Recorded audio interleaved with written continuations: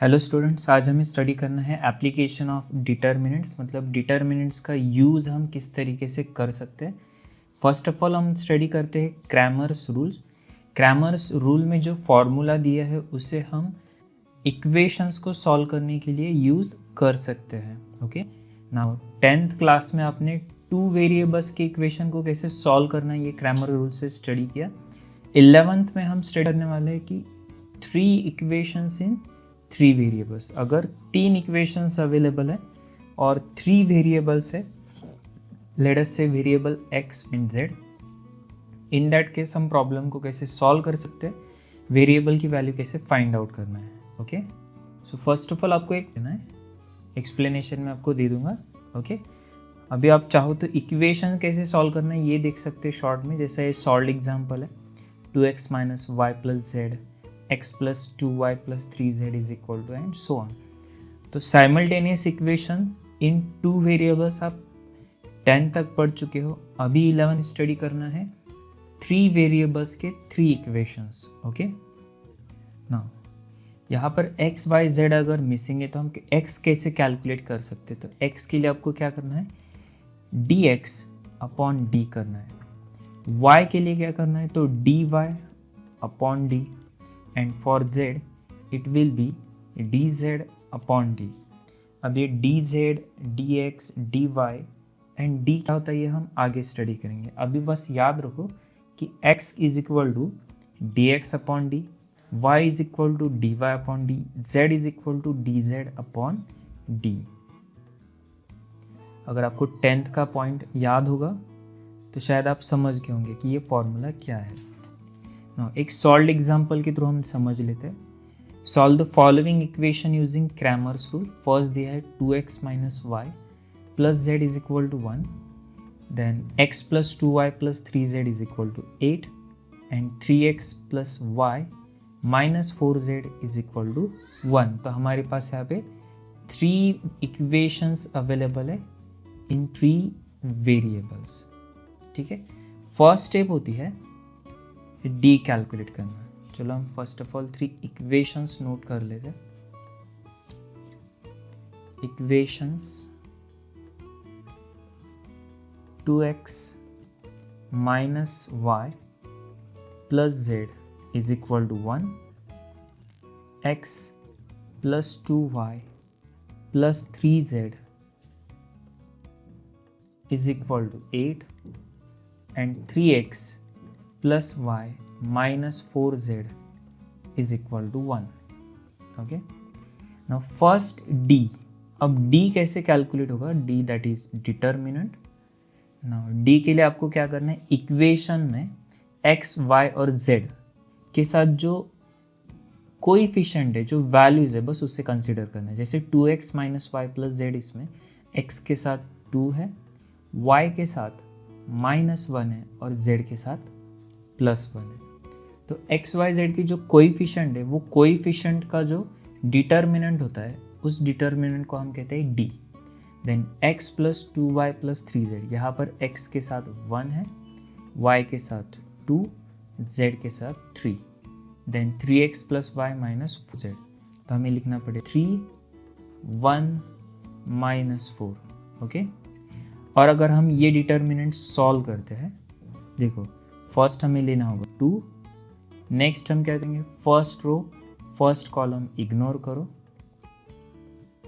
2, 3, 1, -4, second value -1 है, चलो इसे +1 लिखते हैं। अब and second column ignore, 1, 3, 3 -4 and last value क्या है, 1 +1।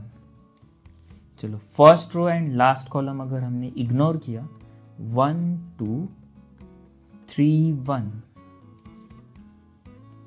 Now 2 into -4 into -8, 3 into 1 3 plus 1, -4 into 1 -4, -3 into 3 9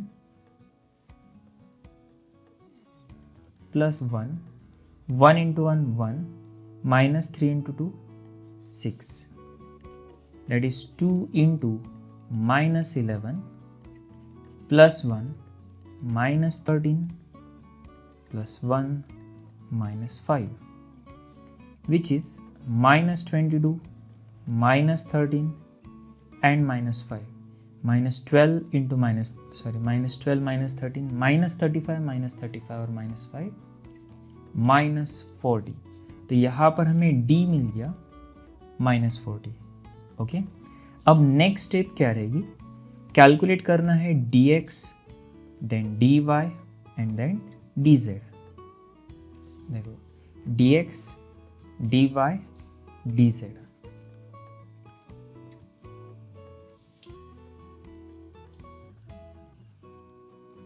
dx dy dz।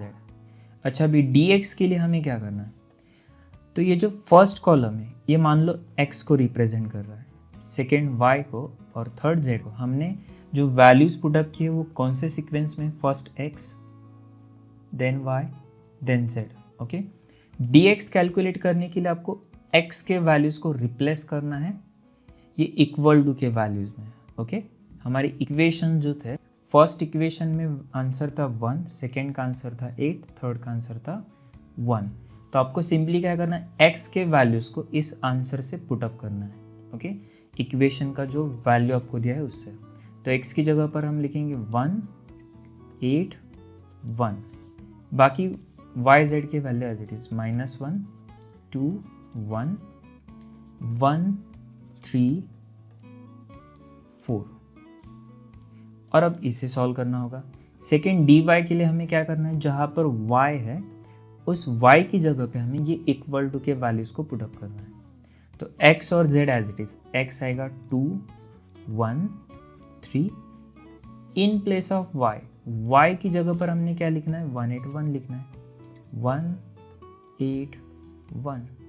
और z एज इट इज लिखो 1 3 -4 विच इज इक्वल टू। और फाइनली z के लिए, z के केस में क्या होगा, x और y एज इट इज आ जाएंगे, इन प्लेस ऑफ z आपको 181 पुटअप करना होगा। सो ये आएगा x as it is 213, y भी हम एज इट इज ले लेंगे -1 2 1, इन प्लेस ऑफ z लिखना है 181 विच इज इक्वल टू। चलो, अगर आप इसे शॉर्टकट में सॉल्व कर पाओगे तो बहुत अच्छा है। आप यहाँ पे ऑब्जर्व कर सकते हो कि डायरेक्टली कौन सी स्टेप लिया है, ये सेकेंड वाले, मतलब ये फर्स्ट स्टेप किए बगैर आप डायरेक्टली अगर प्रैक्टिस के साथ और डिटेल थोड़ा सा ध्यान दोगे ना, तो आप ये सेकेंड स्टेप भी डायरेक्टली कर पाओगे। चलो हम डायरेक्ट करते हैं।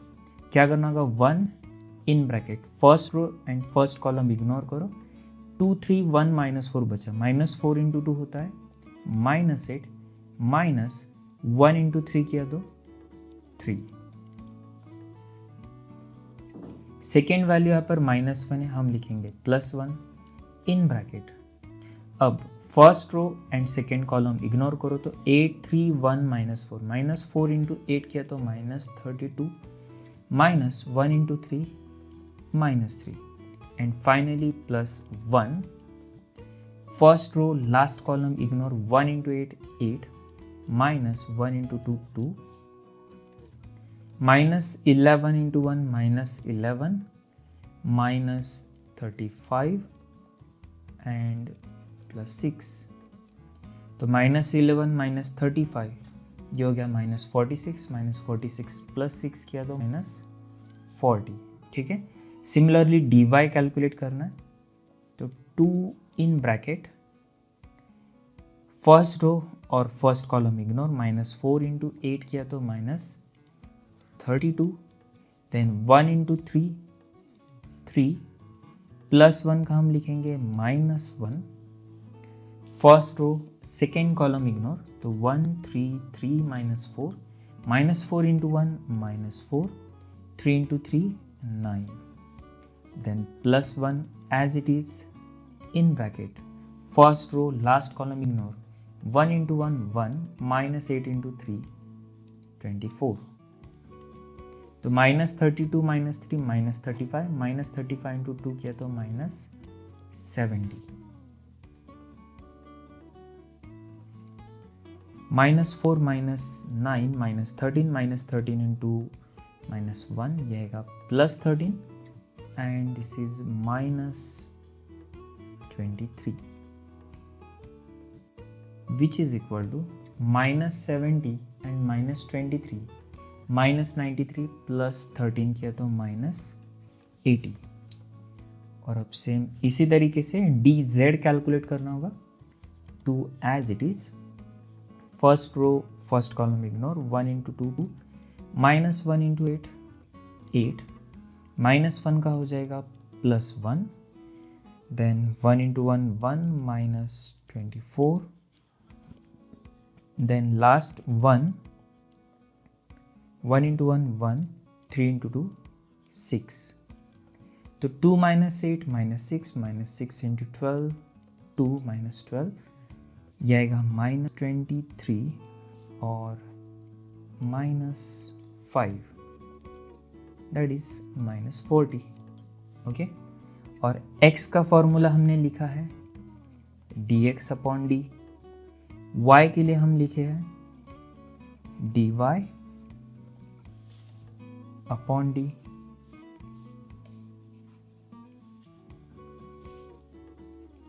For y dy upon d and for z dz upon d।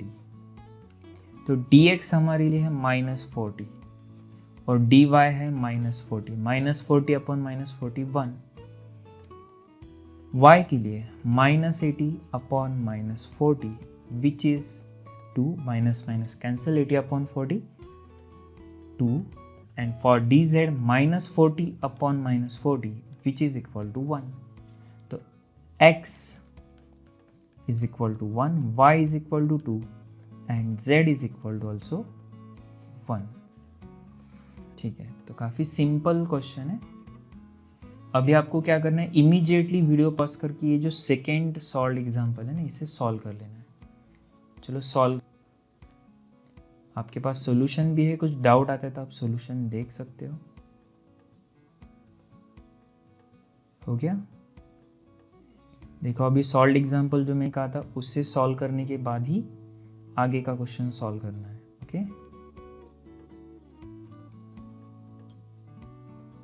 चलो तब एक्सरसाइज में से कुछ क्वेश्चंस आपको होमवर्क में रहेंगे, ज़्यादा डिफिकल्ट नहीं है इसलिए मैं आपको ये होमवर्क में बता रहा हूँ। चलिए फर्स्ट सेकेंड ये भी आप कर सकते हो, नंबर 3 भी पॉसिबल है। ओके चलो ठीक है, तो ये फर्स्ट क्वेश्चन के फर्स्ट 3 बिट्स आपको आज होमवर्क में सॉल्व करना है।